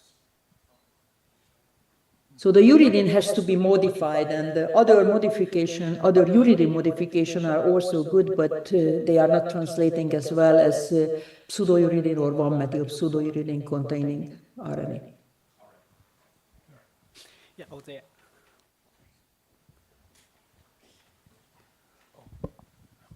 Yeah, great talk. I have two related questions. One is, you seem to attribute this pseudouridine to the secondary structures. And now there is evidence to show there's a circular RNA can also escape the immune response. I would imagine they form a secondary structure even more stably. So I would like to have your comment on this phenomena. And another question is that pseudouridine cause ribosome to make a mistake, for example, fail to stop. I would imagine there are a lot of fidelity problem associated with it.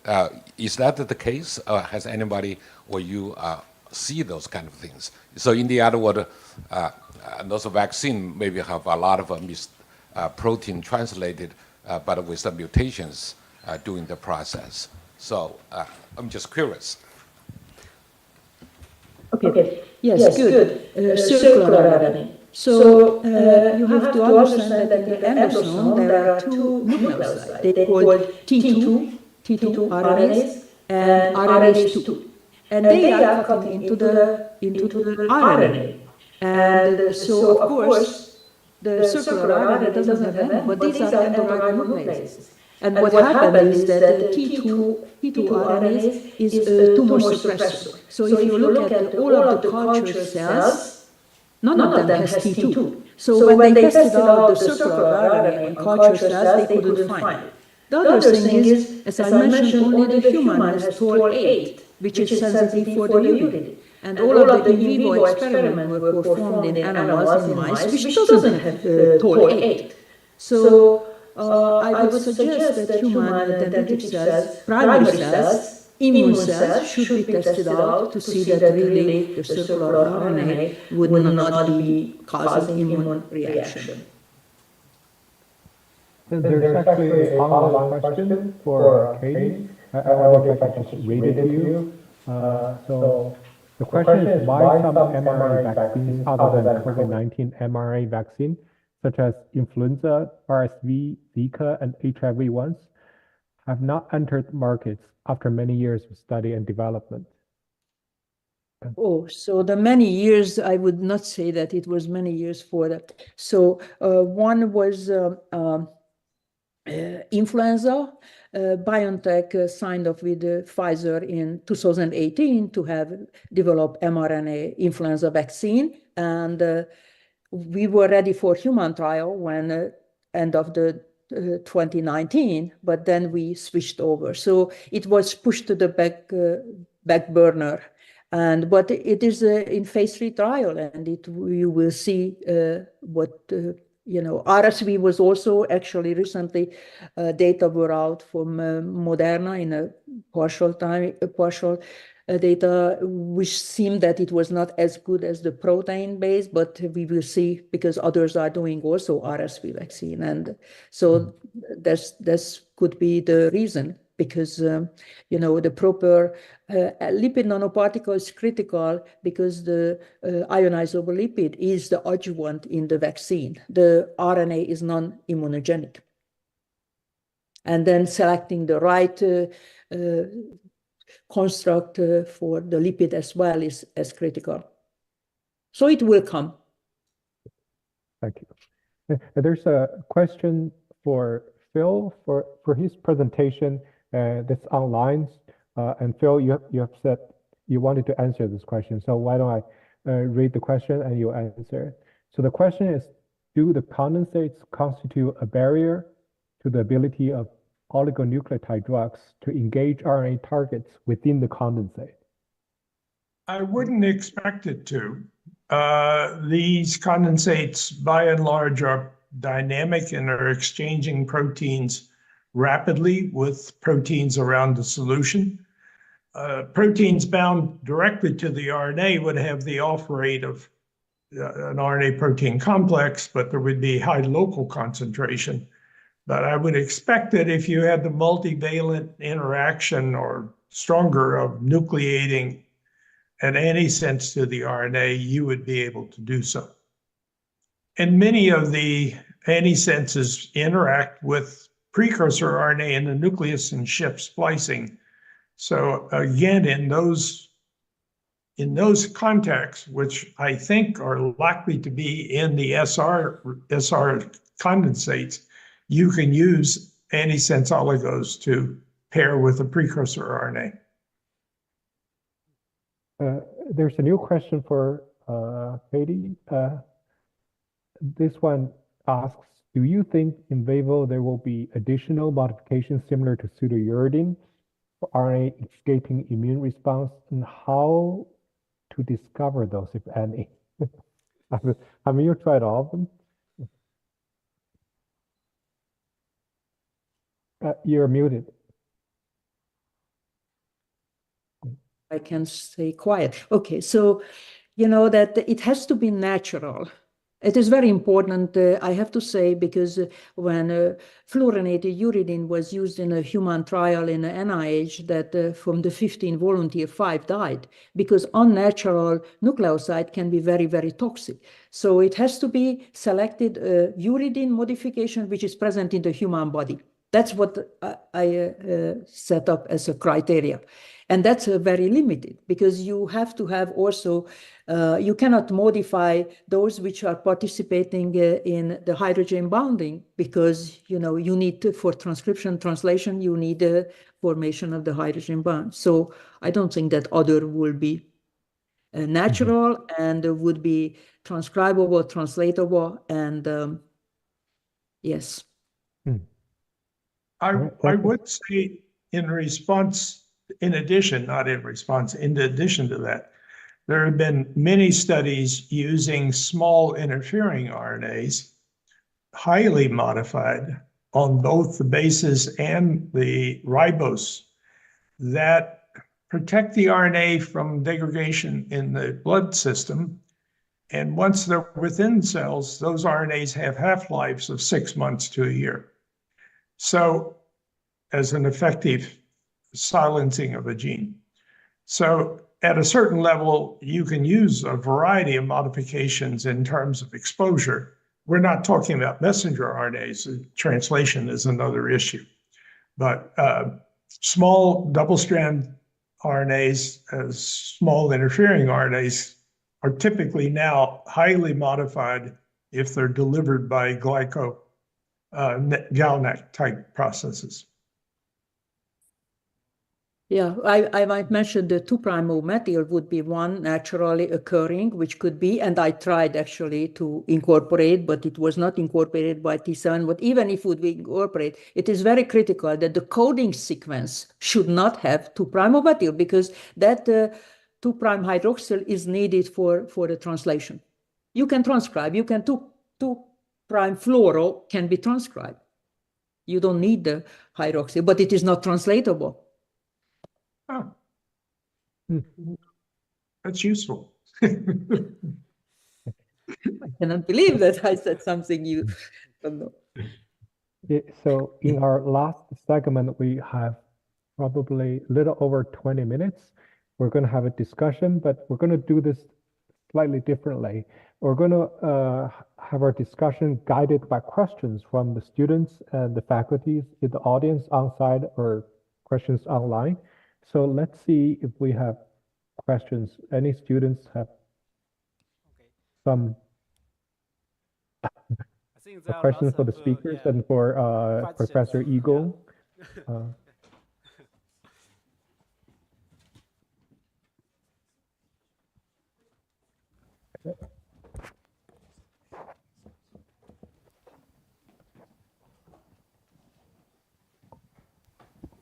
And if the students need on-site need time to prepare their questions, or oh no, there's one.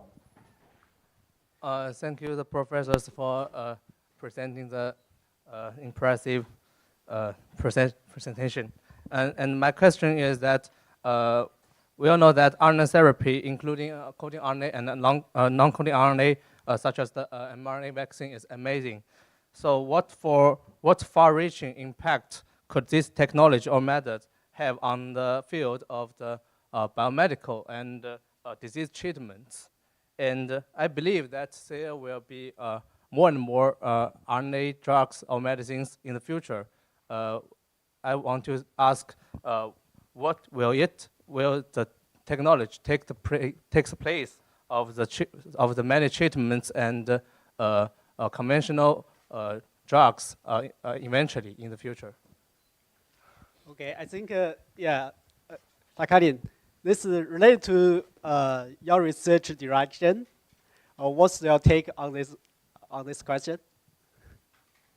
Yes, so it is just up to the imaginations where the delivery can take the RNA, and you have to understand that this RNA any particle, it won't be able to go from cell to cell through many cell layers. So, it could, you inject and then cells, if you reach those cells that you need a certain protein to be intracellularly produced, then you need to reach those cells. But otherwise, many things like the erythropoietin is made by the kidney cells, and we didn't inject it there, the mRNA, because other cells can produce, secrete, and those were functional correctly, post-translational modified, and it didn't matter whether intraperitoneal or intramuscularly we injected the mRNA coding for erythropoietin. It generated it is a highly glycosylated post-translational modified protein, and it was produced. So that it is the imagination. There is the audience, all of these young mind. They will figure out how many things they can use it. Yeah. Agree. Yigong, do you have any other comments? Actually, my comment is actually for Caitlin maybe to answer. So I guess the students, the question sort of, is alluding to a possibility maybe down the road, maybe 5%, maybe a certain percentage of the therapies, drugs, new pharmaceuticals will be RNA-based rather than traditional small molecule or protein-based, what we call large molecule, let's say, large molecule. So, Caitlin, do you imagine maybe in 10 years' time, out of the hundreds or maybe thousands of clinical trials, we'll have many RNA-based, drugs in a clinic? Yeah, I mean, even 30 years ago, I imagined that my refrigerator in one day will have these RNA, and I will just take out, and when I burn my hands, I will just get some collagen 7 mRNA on it and quickly heals. And so I imagine these things, but the youngsters there, that's their imagination is even more, and then they can develop those things, not just imagine.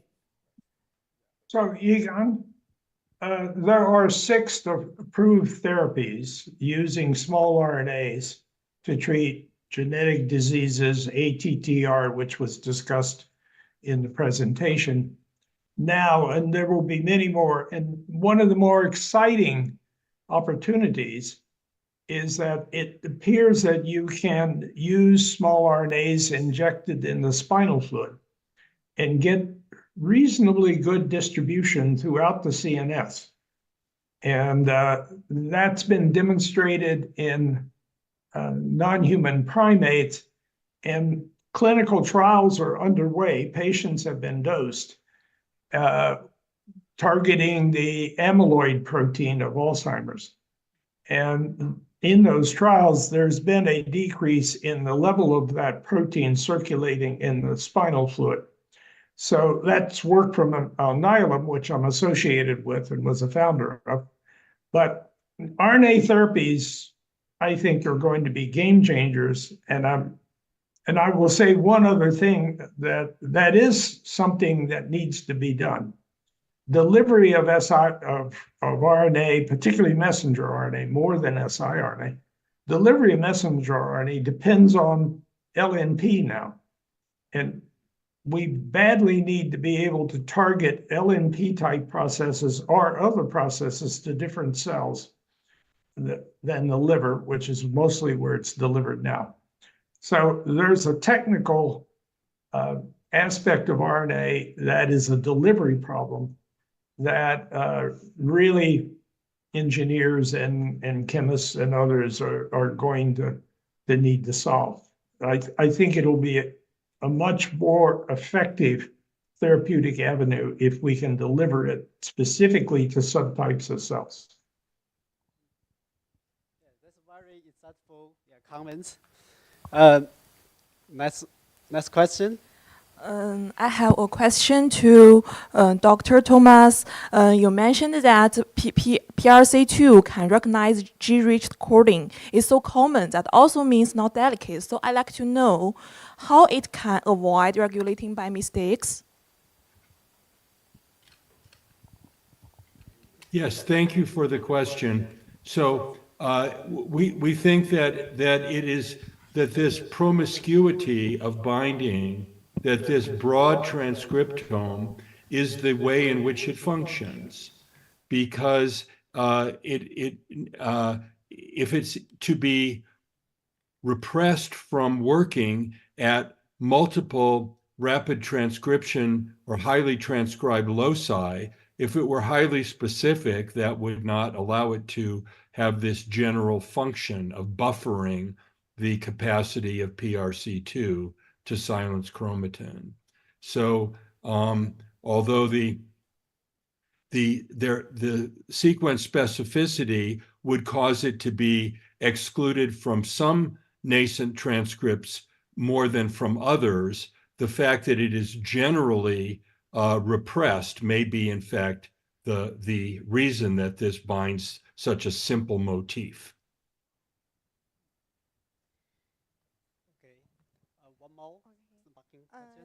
Thanks, the professors, for your wonderful work. So I have two quick questions.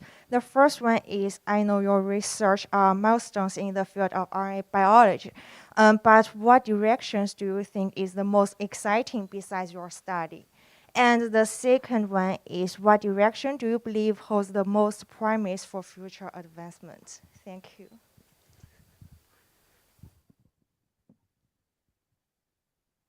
Should all three of us answer that one? I think so.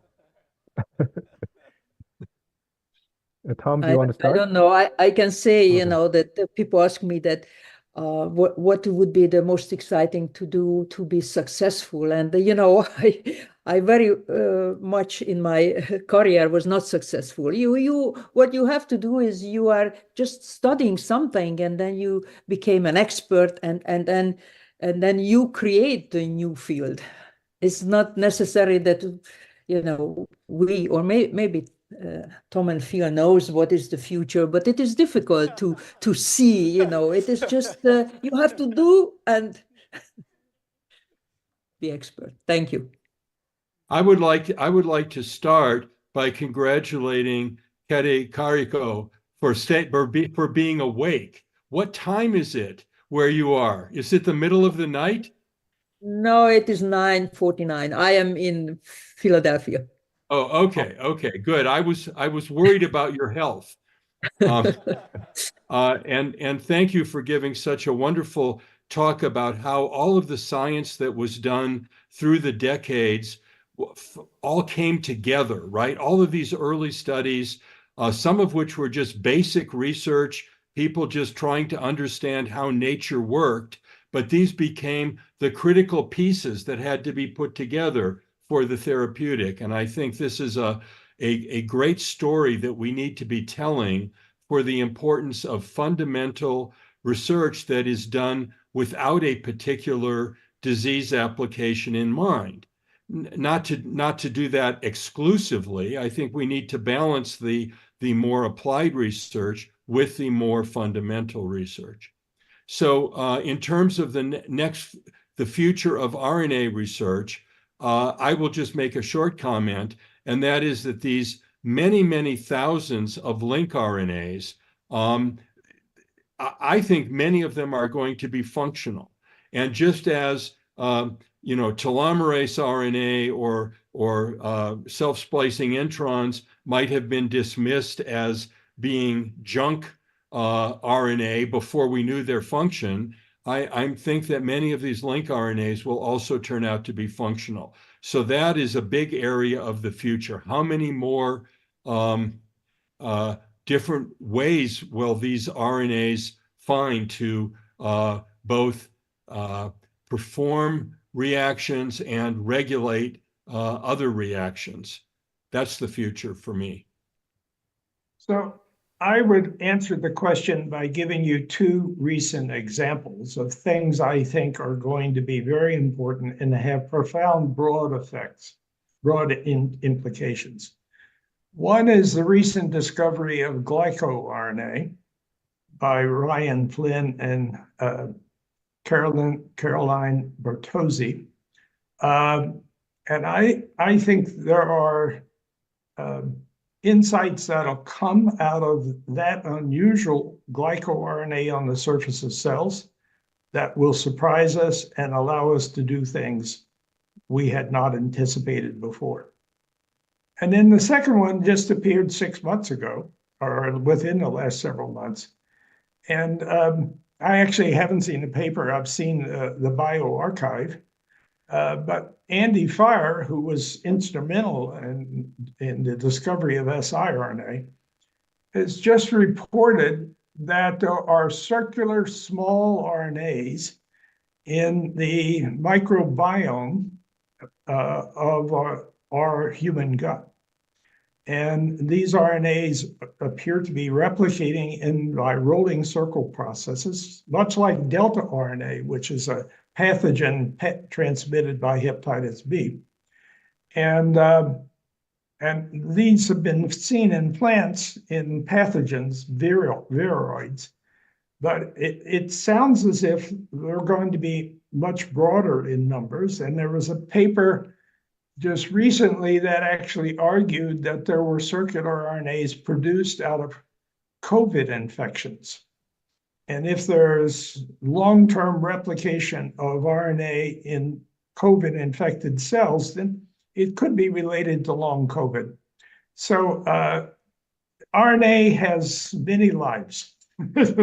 We haven't seen the end of RNA in pure discovery, much less in the applications of it to therapeutics. So it's still a very rich field of discovery where people can change the way we understand biological life and as well have implications therapeutically.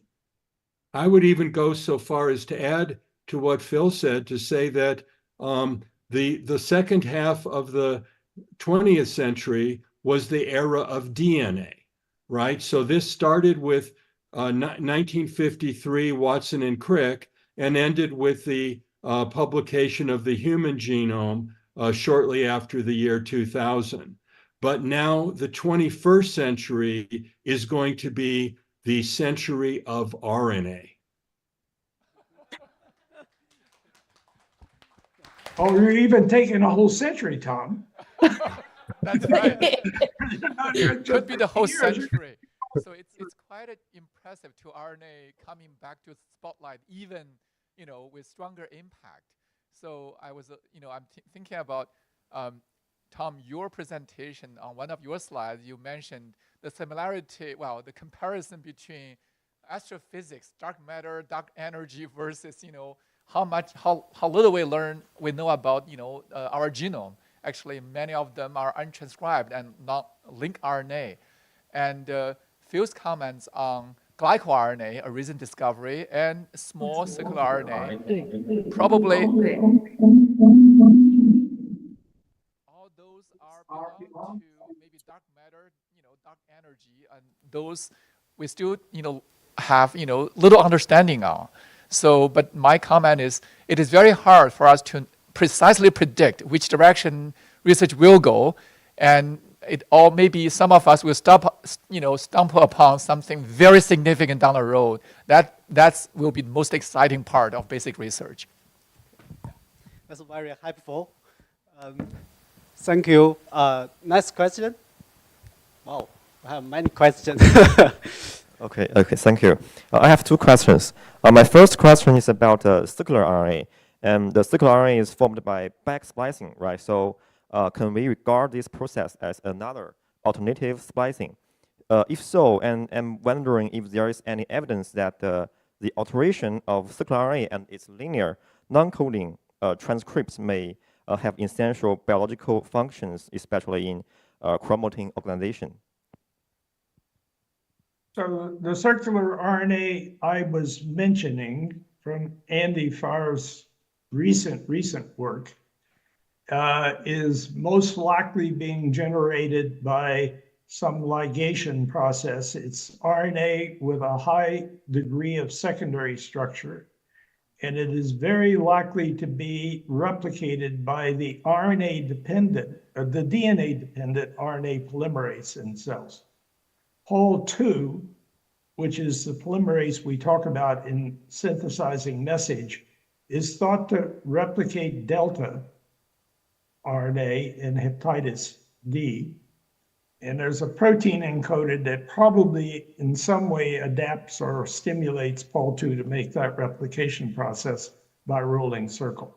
So yes, you can get circular RNAs out of back splicing. That's clearly documented in tissue having a function. But in this case, I think the circular RNAs come out of a replication process dependent on an RNA polymerase that is a DNA RNA polymerase, but can template the replication of RNA. Okay, thank you. And my second question is about artificial intelligence. As the AI technology has rapidly developed, what role does AI technology play specifically in RNA research? Thank you.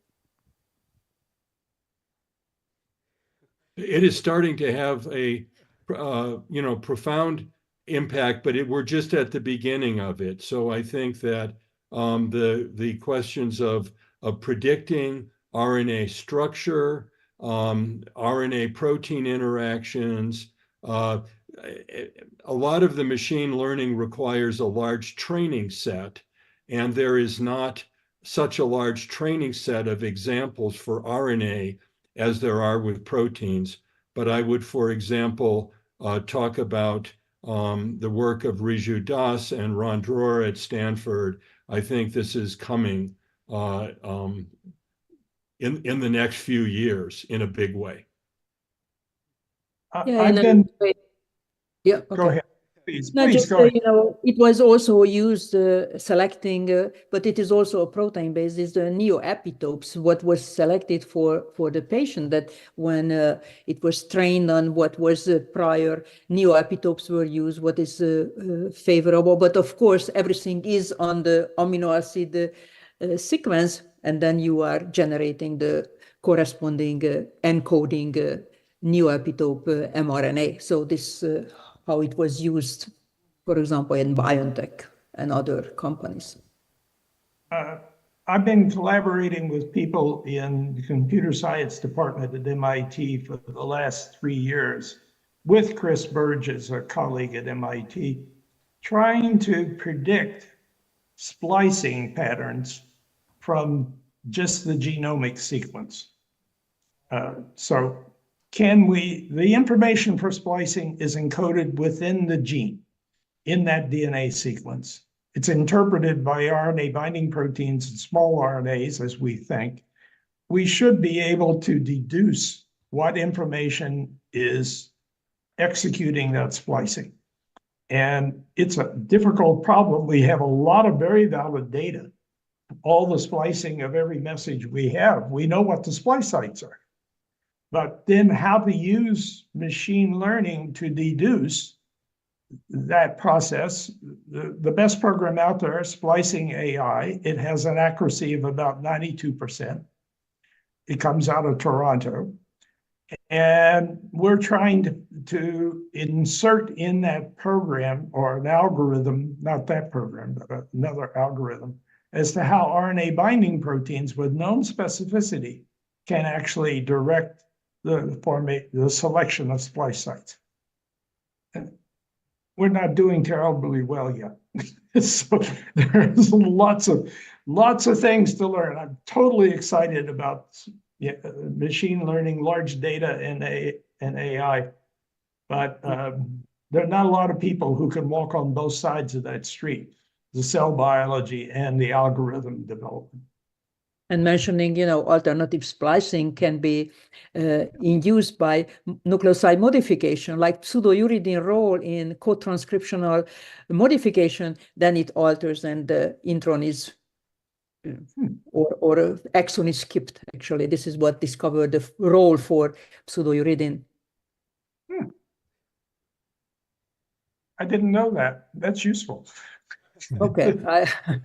Also, N6-methyl-A is another a more common modification in mRNA that can have structural and functional consequences, right?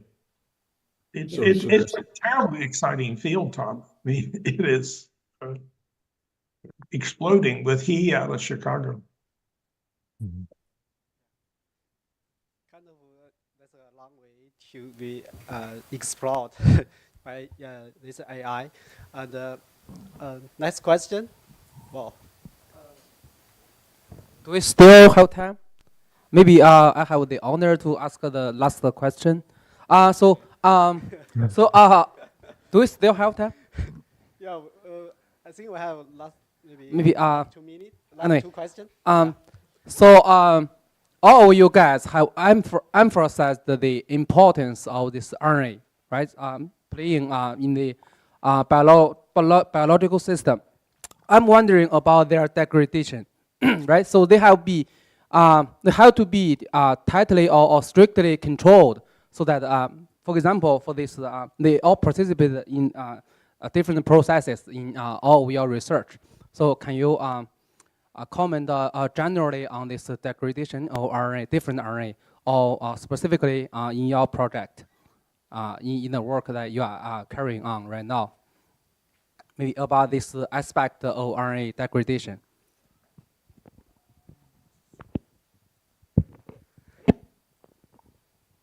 I can comment on it because we're discovering that many RNAs that are partially spliced are retained in the nucleus and degraded. That's a common observation both in the splicing mutants that cause or promote cancer. And it's also, now there's a couple of papers that argue that there's auto feedback mechanisms, and this is in a recent bioarchive by Uli, U-L-E, up at the Francis Crick Institute, that also reports homeostatic effects of nuclear degradation. I think nuclear degradation of RNA in non-dividing cells by the exosome and turnovers is really fascinating. I think there's a story there to be had.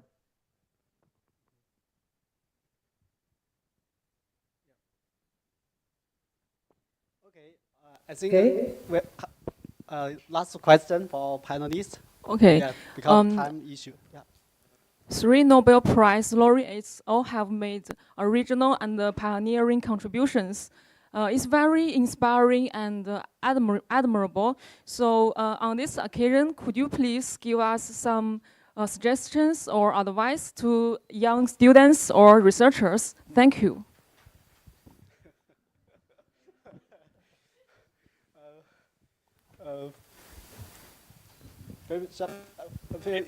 Yeah, so my advice is follow your passion.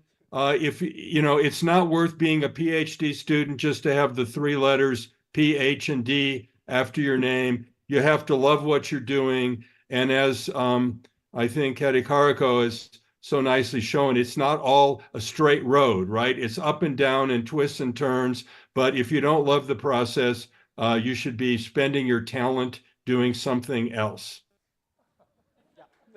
Yeah, I would say that, you know, happiness is the most important. You have to be happy. I was happy, even other people thought that I should not be. But so that you have to be happy, you have to be healthy, so that exercise, you have to learn how to handle stress, and then don't take all of these things so seriously, so that the criticism, see the good thing in it and learn from it.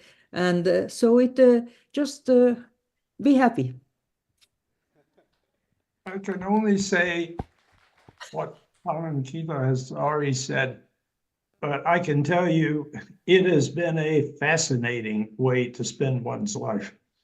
I mean, I couldn't think of any other occupation that would be that I consider anything close to being as fascinating as being a scientist in this field at this time. It's just been extraordinary.